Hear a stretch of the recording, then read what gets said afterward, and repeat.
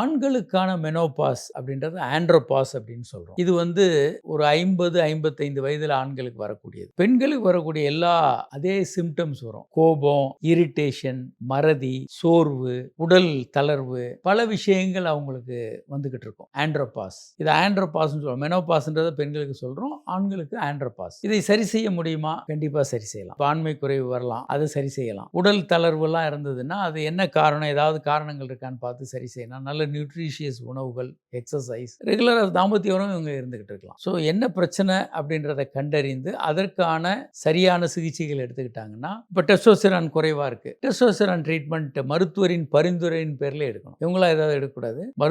மருத்துவர்கிட்ட கன்சல்ட் பண்ணிட்டு ப்ராஸ்டேட் எல்லாம் செக் பண்ணிக்கிட்டு அதுக்கப்புறமா டெஸ்டோஸ்டெரான் போன்ற இப்போ ஜெல்லா கூட கிடைக்குது, ஈஸியாக அதை வெளியே தோலில் தடவிக்கலாம். போதுமான டெஸ்டோஸ்டெரான் நம்ம உடம்புக்கு கிடைக்கும். ஸோ ஆண்ட்ரோபாஸ் ஒரு முக்கியமான காரணம் ஆண்மை குறைவுக்கு. அதை நம்ம சரி செய்ய முடியும்.